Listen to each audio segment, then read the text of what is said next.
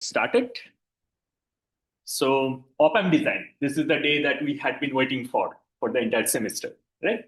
And we learned how to design an op-amp from scratch using the MOSFETs that you have learned till now. So we'll look at that design example today. Of course, the homework 8 is based on the op-amp design. So, and that is due after Thanksgiving. Also, I have uploaded homework 9, which is based on CMOS logic circuits and transmission gates, which you have already done for, most of you have already done for lab 7. And I had uploaded the video from last year because we didn't get to cover it till now, but we're going to cover them right after Thanksgiving so that we have an idea about CMOS logic circuits as well. The homework 9 is based on that. That would be due on December 10th. That's the same day of the exam. But if you want to submit it early, please do that. But I just wanted to provide enough time for homework 9 as well. And I'll also upload homework 10, which would be the last homework, but it's because we're going to grade the best 9 out of 10. So the last homework is sort of optional. If you want to submit, please submit. That would be a SPICE simulation of the op-amp that you designed for homework 8. Yes, question.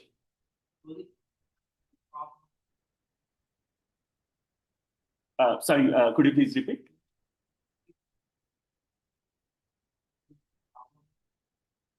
Homework 8 that we are discussing, that is the similar problem that we'll be discussing today in the class.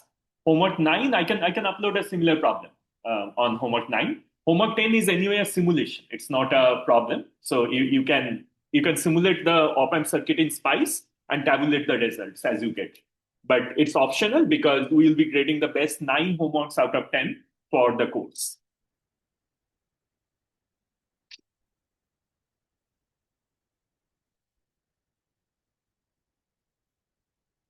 All right. Okay, so we want to design a two-stage CMOS op-amp. Why two-stage? Because again, as we discussed in the class, that the first stage could be a differential amplifier because you know that for an op-amp, there's always 2 inputs and 1 output. Now you already saw in class that the differential amplifier with the current mirror load, that has 2 inputs and 1 output. However, the gain may not be sufficient for just 1 stage. So you may want to have 2 stages so that your gain is high enough. You may also want to have more stages if the gain is still not high enough and so on. But the design philosophy will change a little bit in that case. But we are going to discuss about the two-stage op-amp, which is the most popular design for an op-amp. The first stage consists of a differential amplifier with a current mirror load, as you see over here, that converts the differential input into a single-ended output. Of course, the output is gain times Vin1 minus Vin2 for the differential stage, as we had found before. And we also found the gain for this first stage, which is the differential amplifier with current mirror. The gain is going to be GM of 1 or 2, either 1 or 2, because they are going to be same. M1 and M2 transistors, they are identical to each other. So either GM1 or GM2, however the way you want to represent that, multiplied with R out, which is the output resistance at this output node. That is just going to be the parallel. Let me clean up a little bit. That is going to be the parallel combination of the resistance looking into the drain of M4 in parallel with the resistance looking into the drain of M2. So you're going to get RO2 in parallel with RO4. Again, something we had discussed before, that why this is going to be the gain for the first stage. The second stage is a common source amplifier. The only difference from the common source that you have learned in class is that now we have a PMOS input instead of an NMOS input that we have seen in class multiple times. This is just the PMOS input version of it, that the output of the first stage goes to the gate of this PMOS transistor. The source of the PMOS transistor is connected to VDD, which is an AC ground. The drain of the PMOS transistor is your output. And in the bottom, you have this M7 transistor, which is just working as a current source. See that this is your current original reference current input. You're mirroring that current into M5. You're also mirroring that same current into M7, provided that M7 and M5, if they have different W over L ratios, of course, the current would be different, but you're still mirroring the current using the same philosophy. So M7 works as a current source. This one is a current source. And M6 is the common source amplifier that you have for the second stage. Similarly, M5 is the tail current source of this differential amplifier, whereas M1, M2 are the input transistors. M3 and M4 are the load transistor, which are basically the current meters. Okay, so that's the basic structure of this op-amp. And we are going to learn how to design the W over L ratios of each of the transistors. So whenever you're asked to design a circuit, you're asked to find out the W over L ratios. Now, of course, you can fix a particular amount of L. How to fix L?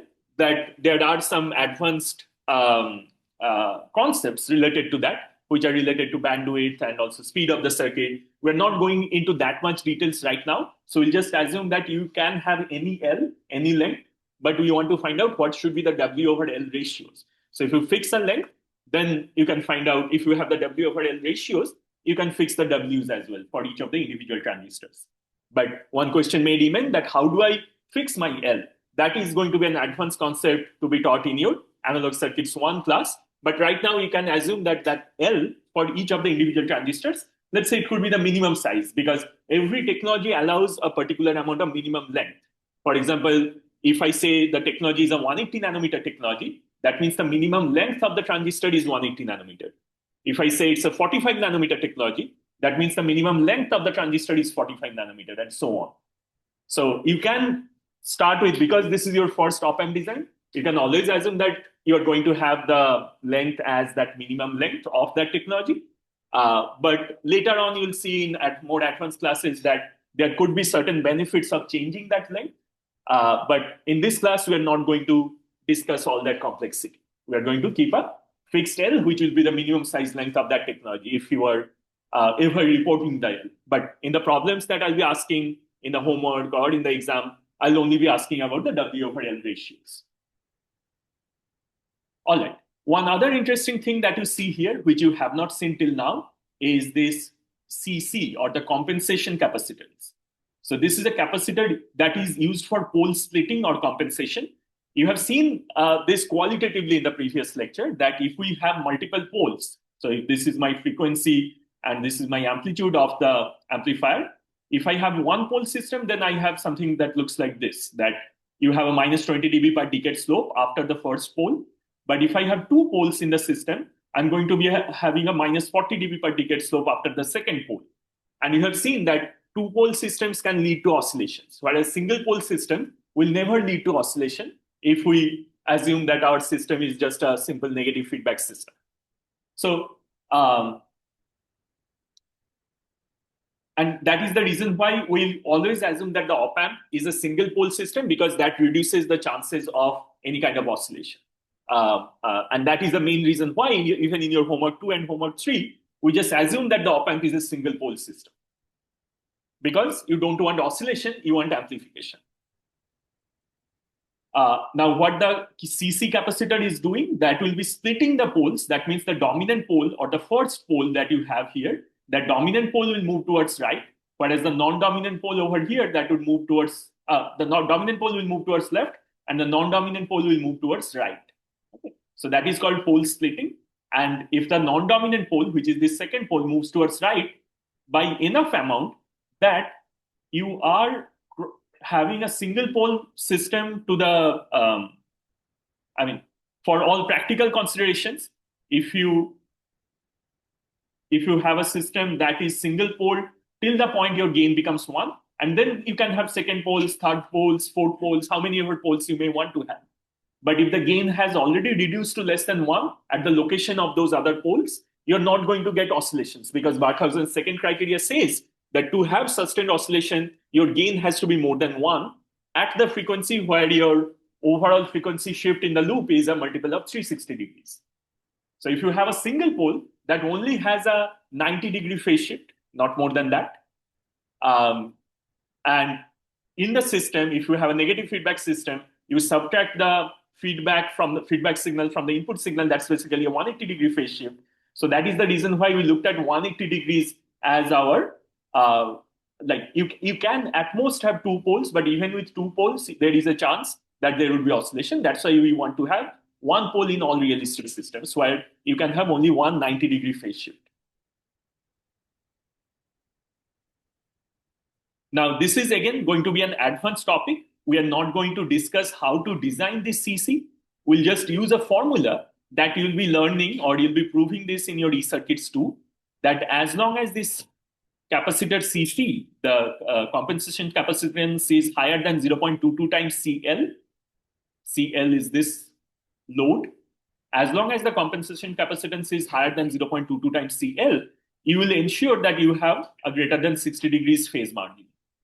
And greater than 60 degrees phase margin is a good rule of thumb that if you want to have good compensation, that helps achieving stability. In other words, no oscillations. This 60-degree phase margin is a rule of thumb. And to achieve that, CC needs to be at least 0.22 times CL. If you need to have a different phase margin, of course, this number will change, but we'll not go into that math right now in this class.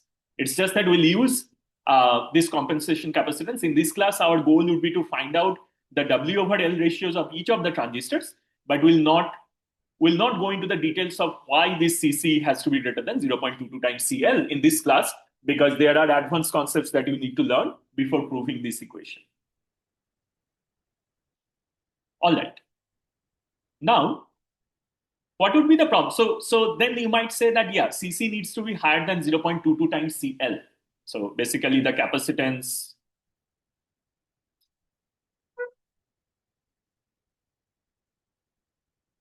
So the capacitance over here, that needs to be higher than 0.22 times CL. What if I make it 100 times that of CL? That's still higher than 0.22 times. What is the problem? Why don't I want infinitely large amount of the compensation capacitance? The problem with having an infinite capacitance over here is that then your first stage output will see that large capacitance, right? And you know that large capacitances are harder to drive, right? Why is that? Because larger capacitance means 1 upon j omega c, that impedance will be lower, right? If the capacitance is higher, the impedance is going to be lower. And lower impedances are harder to drive because lower impedances mean higher current. That means you need to burn more and more current to drive a lower impedance. That is the reason why if you keep your circuit open, like if you have an open circuit, you see the full voltage signal using an oscilloscope. If you terminate the circuit with a low impedance, then you may not see the full voltage in the oscilloscope. Right? You might have already seen certain things in your lab classes. So higher impedance at the load is better if you're trying to look at the full voltage. And higher impedance means lower capacitance. So lower capacitances are always easy to drive. Higher capacitances or lower impedances will need larger amount of current to drive. That means you burn more power, or it becomes increasingly more difficult to do that as your transistor may not be able to support that much large amount of power or large amount of current. Right? So lower amount of capacitances or higher amount of impedances are always preferred from a point of view of drivability. And you can just understand it very easily. Let me just draw something that you already know of. Let's say I have a voltage source, and that voltage source has a series resistance. Let's say I have a 1 kilo ohm of series resistance as the non-ideality of that voltage source. If I have a load resistance over here, RL, do we want that load resistance to be small or large to have the entire voltage available at RL? You want a large resistance, right? If RL is infinitely large, you see the full voltage, whatever voltage Vs is there, you'll see, and this is Rs, the voltage you see at this point is going to be Vs multiplied with RL divided by RL plus Rs, right? First thing that we had learned in this class. So if RL is infinitely large, you get the entire voltage. Now, RL is the resistance. So if you are looking at impedance, which is the frequency dependent resistance, it's the same thing as saying you want your load impedance to be large, which means you want your 1 upon j omega c to be large. That means you want your c to be small. Right? So if your c is large, then it's exactly the opposite. And then this voltage source needs to be stronger and stronger. That means this output resistance of the voltage source needs to be smaller and smaller, which is again harder to design. And in that case, you'll run into trouble that, okay, I'm not able to drive the full capacitance, or I'm not able to drive the capacitance with my full voltage. So that is why smaller capacitances as load are always better. But if you make CC infinitely large, it's exactly the opposite of what I just said, right? So you'll have a large capacitance at the output of the first stage, and it will become harder to drive. And that is why you will not have CC to be infinitely large. You want to have it in a reasonable number. So having a large CC will hurt the slew rate as well as the driving capability. What is the slew rate? Slew rate means how fast the output can change. Now, of course, if the capacitance is larger, you know that how fast a signal can change depends on the time constant, and time constant is dependent on R multiplied with C. So if capacitance is larger, your RC time constant is also larger, so it's harder to change anything at the output. And slew rate, as we had defined in the last lecture, is the rate at which your output changes at the output of the first stage or second stage or whichever stage you are considering. So if the capacitance is larger, the time required to change from a small value to a large value is going to be higher. So a large CC is also going to hurt the slew rate. And again, in E-circuits too, you'll learn another formula for this particular circuit, that the slew rate is going to be equal to I5 divided by CC. What is I5? I5 is going to be the current that is flowing through this transistor N5, the tail transistor. I5 divided by CC will give you the slew rate. So if you have a slew rate specification, your maximum limit of CC will come from that how large my CC can be. On the other hand, the minimum limit of CC has to come from 0.22 times CL, because that gives you 60-degree phase margin. That gives you the total max and min range of this capacitance CC. And again, the formulas will be proven in your E-circuits too for CC. We are not going into that much details, but we are going to use these two formulas. One other formula that we are going to use is the gain bandwidth product of the amplifier. And the gain bandwidth product, which is going to be 2 pi times GBW. GBW is the linear frequency at which your gain becomes 1. So 2 pi times that is basically the angular frequency at which your gain becomes 1. And that 2 pi times GBW can be proven to be GM1 divided by CC. So as you see, that anything that deals with CC, that what is going to be the minimum limit of CC, CC has to be greater than 0.22 times CL. What is going to be the maximum limit of CC, that will be defined by slew rate, because slew rate will be I5 over CC, and gain bandwidth product is going to be GM1 over CC. So all these three formulas which are related to that compensation capacitance, that will just assume to be true at this point in this class, because we are not going into the details of how this CC is going to be designed and what formulas or how to derive those formulas. So that will be taught in E-circuits too, but we are going to use those three formulas here. Everything else will be explained from whatever we have learned in the past. All right. So you start the design by calculating W over L of 3 from the input common mode range specification. There would be a specification given for input common mode range. So if we go back, let's say we look at the homework problem. So you have this homework problem. Now, the only difference between the homework problem and the problem that we are seeing in class is that for the homework problem, the inputs are given to these PMOS transistors, and see that the load is the current mirror load. So it's the same thing. What we are solving in class is with NMOS inputs, but with PMOS current mirrors. Formulas will be exactly the same because PMOS and NMOS are duals of each other. It's just that the absolute voltage values that will require will be like if NMOS requires a positive value, PMOS will require a negative value. But all the formulas will be exactly the same. So it is recommended whenever you have PMOS, just use the absolute value of the numbers that you'll use for the NMOS. And then the output of that is going to a common source stage. Now, this is a common source that you already know, that your input going to the gate, source is grounded and output is at the drain. M7 transistor, this transistor is working as the current source on the top. Similarly, M5 is the tail current source, which is on the top, and then this is the current mirror. So the homework problem and the problem that we are solving now are just duals of each other in terms of where the signals are applied. So instead of NMOS, you have PMOS. Instead of PMOS, you have NMOS. But the way you will solve it is exactly going to be the same. So in the problem, you'll see that the input common mode range will be given. And for example, that input common mode range is, let's say in the homework problem is 0.9 volt to 2 volts. That means your input is an AC input, right? So your input is AC and differential. However, the DC voltage on top of that AC will be there. The range of that DC voltage is called the input common mode range, because the DC is the common mode and the range of that DC voltage is the ICMR. So that ICMR will be given in the problem. Similarly, The output DC voltage range will also be given, the V out range. This range is given to be 1.5 volt to 3.5 volt. What are the other specifications that are given? For example, slew rate will be given. And in this case, let's say slew rate needs to be greater than 33 volt per microsecond. Power will be given. Power is, let's say we want less than 4 milliwatts. The load capacitance is given to be 10 picofarad. So this value is given. So from there, you know that CC, which needs to be 0.22 times the load capacitance or higher. So you already know that CC needs to be at least 2.2 picofarads to have a phase margin of 60 degrees. The voltage gain needs to be greater than, let's say, 15 for this particular problem over here.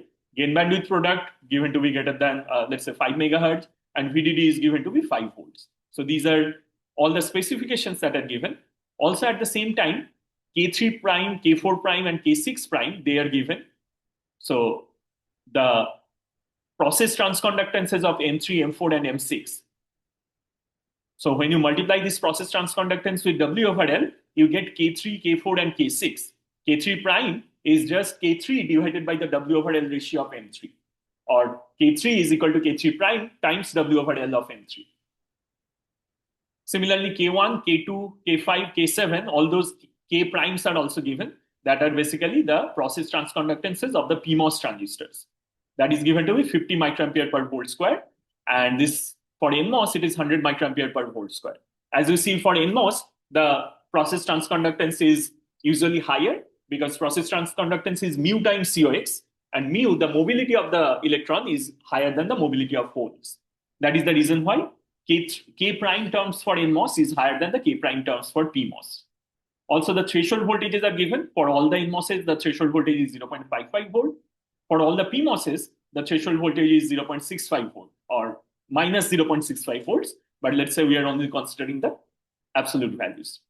The lambda is given to be 0.2, the channel length modulation parameter.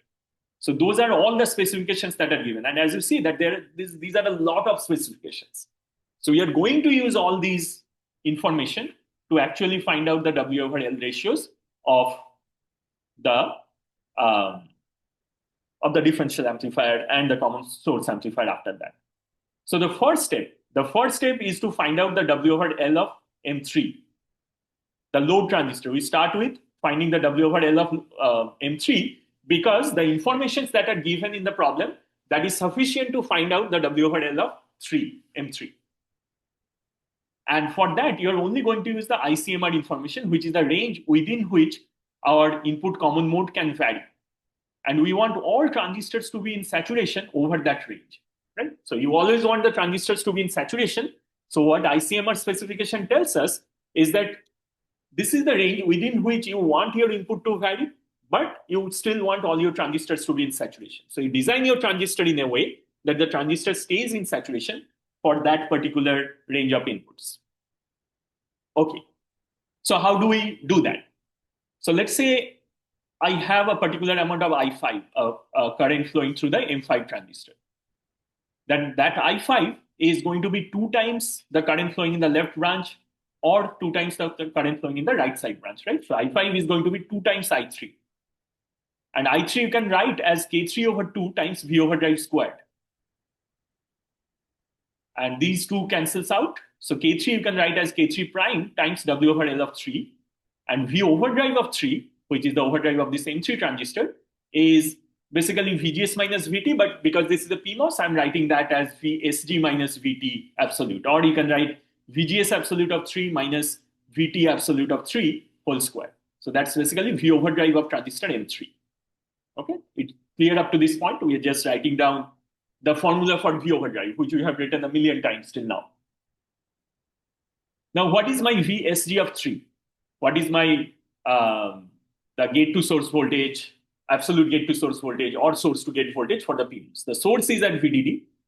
The gate is connected to drain. So I just write VSG 3 as VDD minus VG of 3. VDD minus VG of 3. Okay? Minus absolute value of VT3. Now, as my next step, what I'm going to do is that write VG3, which is the gate voltage over here. So this is the quantity I'm interested in. VG3 is equal to VD3, the drain voltage of M3, because they are connected physically. Now, drain of M3 is same as the drain of M1, because again, they are connected physically. So this is equal to VD1. VD1 you can write as VDS1 plus VS1. Because what is VDS? VDS is nothing but VD minus VS. So if you write VD minus VS plus VS, so basically your VS gets cancelled out and all you are left with is VD. So that's why VD1 is VDS1 plus VS1. Now comes the interesting part. Till now it is just very simple mathematical manipulation till now. Now comes the interesting conceptual part, that the minimum value of VG3, what should be the minimum value of VG3? If VG3 is equal to VDS1 plus VS1, the minimum value of VG3 is going to be the minimum value of this right-hand side quantity. Now, what is the minimum VDS that keeps any transistor in saturation? So if this is VDS, if this is my ID, again, this is a curve we have probably drawn thousands of times in the course. What is the minimum VDS that keeps my transistor in saturation?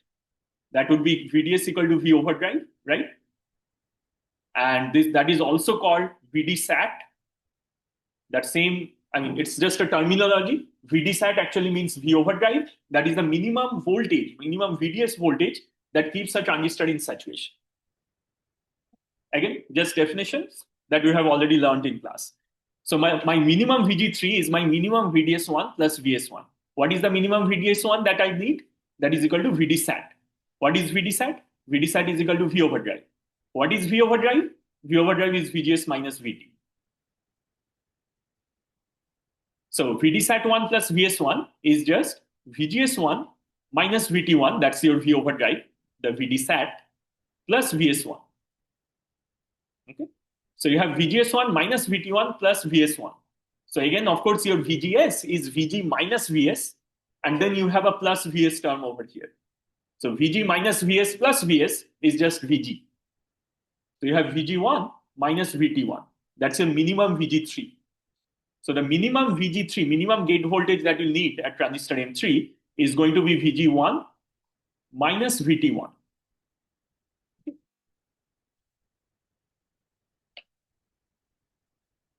Now this needs to be true. This equation, which is VG3 min equal to VG1 minus VT1. That's what we have proven so far. This equation needs to be true even for all the values of VG1. This needs to be true for the minimum value of VG1. This also needs to be true for the maximum value of VG1. Right? So it needs to be true over the entire range of VG1. And what is the entire range of VG1? The gate voltage of transistor M1. That is given by ICMR, the input common mode range. Input common mode range tells you what is the minimum and what is the maximum that the gate voltage of M1 can be.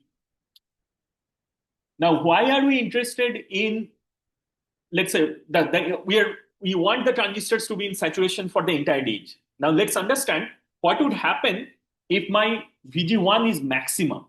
What would happen when my VG1 is maximum?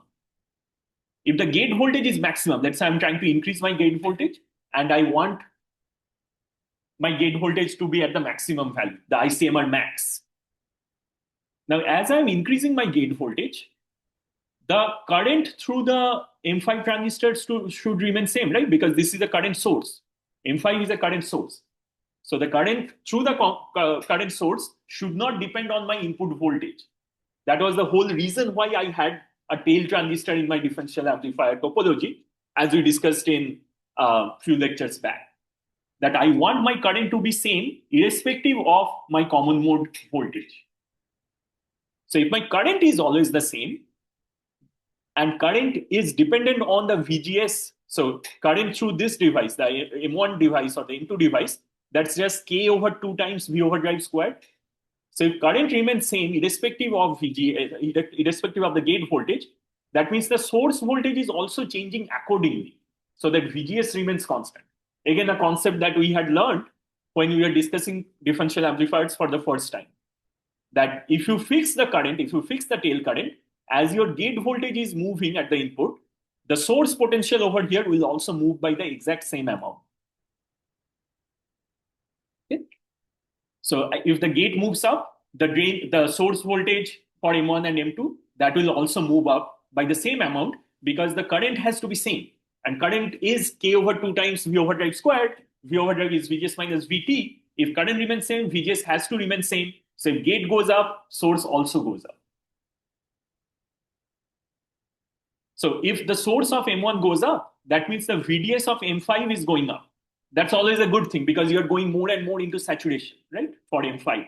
Again, I'm drawing the same curve that if this is your VDS, if this point, let's call that VP, if VP goes up, then basically the drain to source voltage of the M5 that is going up. So you're going more and more towards right side. So you're more into saturation. So you're good in terms of M5. You don't worry about M5 if your input ICMR is going up, input common mode is going up. However, as your source voltage is going up, to maintain the same current and the same profile of saturation for M1, the drain also has to go up.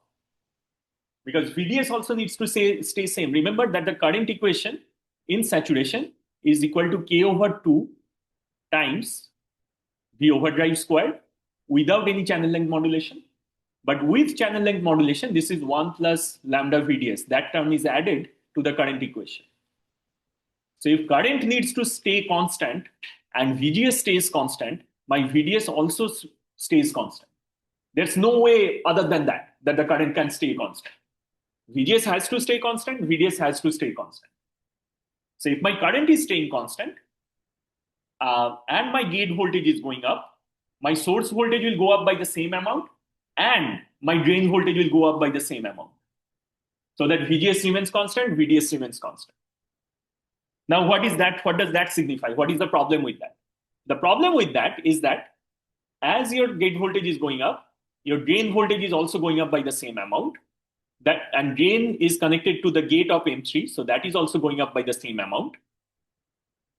So at some point, so this VSG of the M3 transistor, which is a PMOS, what is VSG of the M3 transistor? And the condition is that the VSG of the M3 transistor has to be greater than the threshold voltage of the M3 transistor for that M3 transistor to be on, first of all, right? So your VS is equal to VDD, the source is at VDD. The gate voltage of that M3 transistor is same as the drain voltage of the M3 transistor because they are connected together. So you have the VG3, and that has to be greater than absolute value of VT3. As the gate voltage goes up, there would be a point. There would be a point when VDD minus VG3 will become less than VT3. So there is a risk that my M3 transistor can become off, can go off as my input common mode is going up. And that is why when I'm dealing with the W over L of M3, I will be looking at when my ICMR is maximum, or I'll be looking at the maximum side of my input common mode range, and that ICMR max is given in the problem. So I'll use my ICMR max to figure out whether my M3 transistor should still be in saturation or not. Because my M3 transistor is at risk as my input common mode is going up. Okay? All right. So why I discussed all of that? Because I just want to write this one simple equation. That my VG3 min, which was VG1 minus VT1, that needs to be true even for the maximum value of my input common mode. Because for the maximum value of my input common mode, there is a risk that my M3 transistor can become off. And I don't want that. So my VG3 min has to be V1 max minus VT1.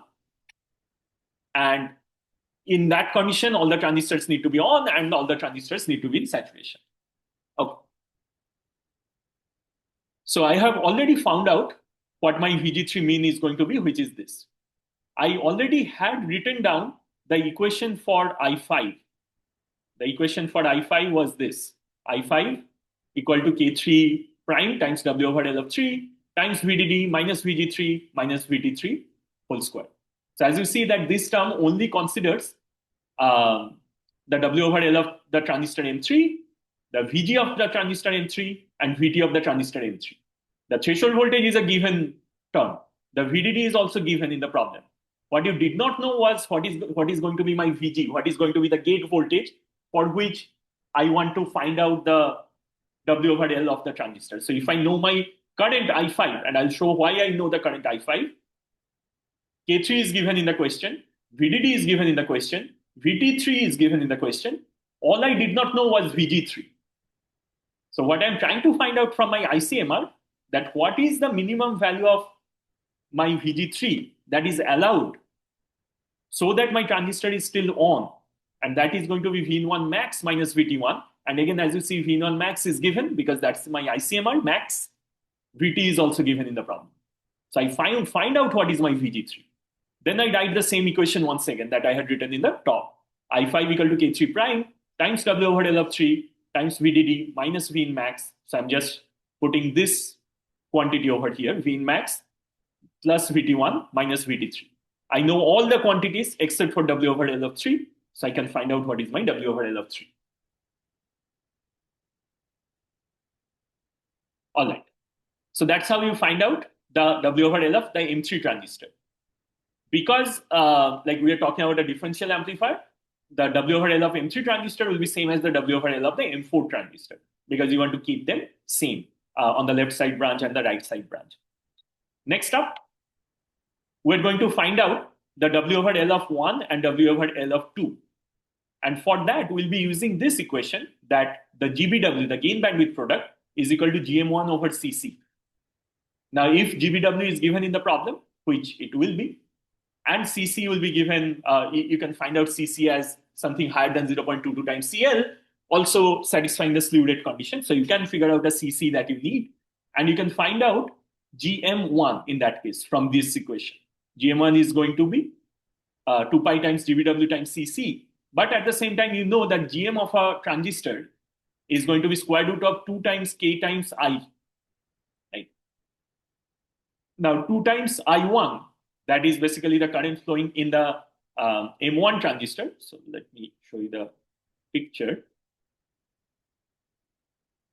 So the current flowing in the M1 transistor, if you take 2 times of that current, you get M5, the current flowing in the M5 transistor, right? So I can write this as K1 times I5. I already know what is going to be the value of I5. I know what is K1 prime that is given in the problem. All I need to find out is W over L of 1. That is going to be very easy because I have already found out GM1.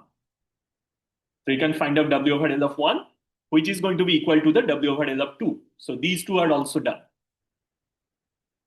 Next, we are going to find out what is going to be the W over L ratio of the M5 transistor. For that, we are going to utilize ICMR, the minimum value of ICMR. Right? Why we are going to use minimum value of ICMR? Again, using the same concept that if my input common mode goes down, to support the same amount of current, my gate is going down, my source also has to go down by the same amount. If the source of M1 goes down by the same amount as the gate of M1, then this point, this common point over here, that is basically going down. So the VDS of the M5 transistor is at risk. As the top terminal of M5, that voltage is going down, the drain to source voltage of M5 is going down because the top terminal of M5 is the drain terminal of M5. So my M5 transistor is in risk of going out of saturation as the common mode at my input is going down. And that is the reason why, while finding out the W over L ratio of the M5 transistor, you are going to use ICMR min, that specification that would be given in the problem. How do we do that? You find out what is your VDS5 min, the minimum value of VDS5. And that is going to be Vin1. Okay, I think let's write it from here so that it's easier to understand. That your VDS5 is equal to VD5 because your VS5, that's the source of M5, is connected to ground. So VDS5 is equal to VD5. VD5 is equal to VS1, source of M1. Source of M1 is equal to VG minus VGS of M1. VG minus VGS, that would give you VS, right? So VG is V in and VGS is V overdrive plus V threshold. So the minimum value of VDS5, the minimum value of VDS5 is going to be minimum value of V in 1 minus, you can write V overdrive as square root of twice I1 divided by K1 you know what is I1, and you know what is K prime of 1, and K prime of 1 multiplied with W over L of 1, that will give you K1. And you are interested in that W over L of, or you already found out what is W over L of 1 using this. Plus you have VT1, which is also known. So all these quantities on the right side of this equation are known. V1 mean, that is known, that's the ICMR mean, minus of square root I5 over K1, that's entirely known because you have already found out what is W over L of 1. VT1, that is given in the problem. So the entire right side is known. Now, your I5, so from here you can find out what is your VDS5 minimum. And VDS5 minimum is equal to V over drive of 5. Again, just from definition, that the minimum VDS you require is equal to the V over drive. Now for I5, for the current flowing in the M5 transistor, that is K5 over 2 times V over drive of 5 square. You know what is V over drive of 5 from here. You know I5. You know K5 prime, so you can find out what is W over L of 5. So everything is known except for W over L of 5. So W over L of 5 can be determined from here. So now you have found out all the W over Ls of M3, M4, M1, M2, and M5. What is left is just M6 and M7. Okay. Now for W over L of 6 and W over L of 7, you are going to use the condition that your CC had to be higher than 0.22 times CL. Again, this is something we did not prove. This will be proved in your eCircuits too. But let's assume that CC is higher than 0.22 times CL. So CL over CC has to be less than 1 over 0.22. Now, the equations of the second pole, the non-dominant pole, is given by GM6 over CL. Again, this will be proved in your eCircuits too, this equation as well. And GBW is equal to GM2 over CC. So the gain bandwidth product and the location of the second pole, they will depend on these particular formulas. One would be GM6 over CL and the other one would be GM2 over CC. Now, if your second pole has to be greater than 2.2 times gain bandwidth product, in that case, your GBW over P2 will be less than 1 over 2.2. Right? GBW over P2 will be less than 1 over 2.2 if your P2 is higher than 2.2 times GBW. Which also means that if you put these equations in place now, so GBW is equal to GM2 over CC. So GM2 over CC is your GBW. And P2, that the location of the second pole, is GM6 over CL. So you have GM6 over CL. So that needs to be less than 1 over 2.2. Which means that GM2 over GM6 is going to be 0.22 over 2.2. Because the ratio of CL over CC, you already know that that is 1 over 0.22. So using this, you are actually finding out that your GM2 over GM6 is equal to 1 over 10. And that is something that we didn't talk about it till now, but what is the implication of all of this? Why is this a very strange number, 0.22? That is because of this, that you want your second pole, or you want the GM of the second transistor M2 to be at least, or transistor M6 GM, you want that to be at least 10 times higher than the GM of the second transistor. So GM6 needs to be 10 times that of GM2. What that will ensure? That will ensure that your P2, that is the second pole, is greater than 2.2 times GBW. And that in turn will ensure that your phase margin is higher than 60 degrees. Now, we did not prove all of this, but we are going to use these formulas.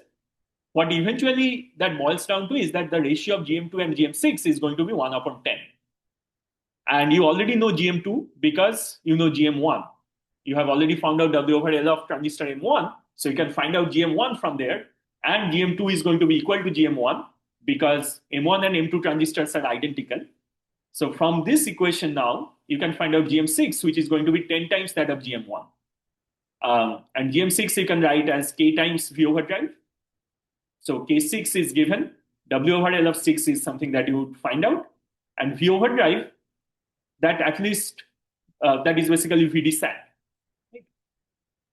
Now that VDSAT is something that is unknown at this point. That VDSAT is found from the output range specification. And we'll show that in the problem. And then finally, the last thing that you want to find out,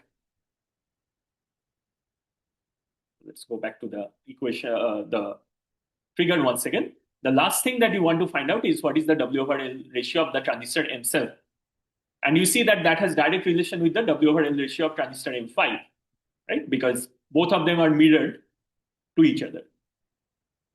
So I7 over I5, that is the ratio of these two transistors, is going to be the W over L ratio of the same two transistors. So W over L of 7 is going to be W over L of 5 times I7 over I5. And I7 is the same current that flows in I6. I7 is the current that flows in transistor M7. That has to be exactly same as the current that flows in transistor M6. Since you have already solved M6, you'll know what is the current flowing here. And if you know that, then you can figure out what is going to be the W over L ratio of transistor M7, because I7 is known, I5 is known, and W over L of 5 is known. And finally, you're going to figure out whether your gain meets the specific criteria. So gain equal to GM1 times RO2 parallel RO4. That's the gain of the first stage, multiplied with the gain of the second stage, which is the common source stage. So if I go back once again, you know that the gain of the first stage would be GM of this transistor multiplied with RO4 parallel with RO2. And what would be the gain of this second stage? That would be the GM of this M6 transistor multiplied with RO at the output. That is the resistance seen at the drain of M6 in parallel with the resistance seen at the drain of M7. So RO6 parallel with RO7. That would be the output resistance of the second stage. And you multiply the GMRO of the first stage. This is the GMRO of the first stage. Multiply that with GMRO of the second stage. You get the overall gain. What would be the overall power consumption? Power is voltage multiplied with current. What is the voltage from where the current is being drawn? The voltage from where current is being drawn is VDD. So the current drawn on the first stage is basically whatever current you're drawing here. Current drawn in the second stage is whatever current you're drawing here. Total amount of current that you're drawing from VDD is I5 plus I7. So current multiplied with the voltage difference between that current. What is the voltage difference? VDD minus VSS. In this case, VSS is 0. So VDD minus VSS is the voltage difference. That multiplied with the current that is flowing between those two voltages will give you the power consumption. Question? That's a good question. So in this case, we are only interested in the power that is drawn from VDD. So let's say you are drawing this. This is generally an external current that you are provided, right? But what is the current that you're drawing from your supply? That's basically the current drawn in the first stage plus the current drawn in the second stage. All right. So looking at an example, so I know that there's not enough time, but I'll just try to quickly go over what we have learned till now. So you are asked to design the above op-amp with a VDD of 5 volt, GVW of 5 megahertz, gain greater than 50 volt over volt, CL 10 picofarad, input common mode range, this is going to be very important, 1.5 volt to 4.1 volt, output common mode range, 1.5 volt to 3.5 volt, slew rate greater than 10 volt per microsecond, and power less than 4 milliwatt. All the K prime values are given, all the threshold voltages are given, and lambda is also given. To find the solution, step 1 is find CC. CC is going to be greater than 0.22 times CL, so it's greater than 2.2 picofarad. Let's choose CC to be 3 picofarad. You can choose. Now, slew rate is I5 over CC. Slew rate is given. From there, you can find out what your I5 is going to be. What is the current that needs to be flowing through M5 to support that particular amount of slew rate. That will be your step 2. That find out I5 from the slew rate numbers and CC that you have already chosen to be 3 picofarad. If this is 10 volt per microsecond, you can find out I5 to be 30 microampere. So half of your job is now done. Step 3 is finding out W over L of 3, and we use the equation that we had written down or proved, derived earlier. Just use that equation, you'll find W over L of 3, which will be equal to W over L of 4. Step 4, finding out W over L of 1 and 2. Again, use the equation that we derived. You'll find out W over L of 1 and 2. Step 5, same thing.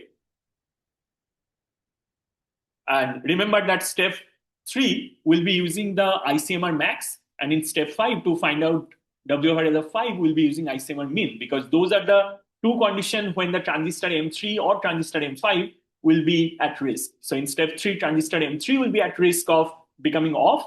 Step 5, transistor M5 will be at risk of going into out of saturation. So using that, you can find out what is going to be your W over L.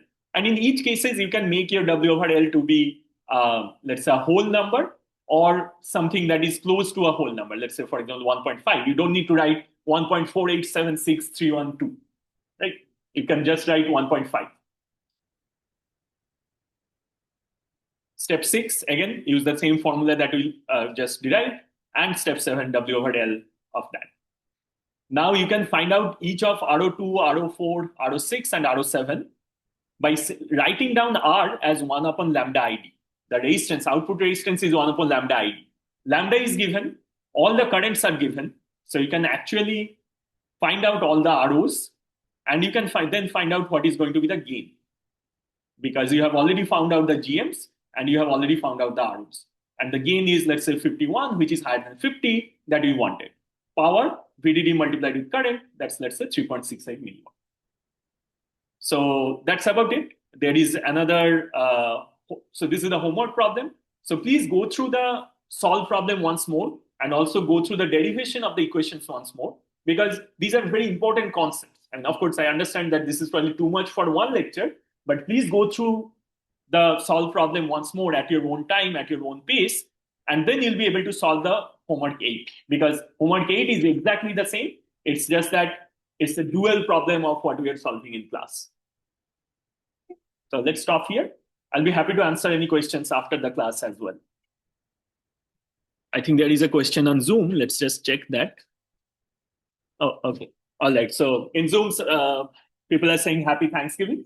So there will be no classes next week, but please go over the example problem, and then that will help you to solve homework number 8. So happy Thanksgiving, everyone, and I'll see you the week after that.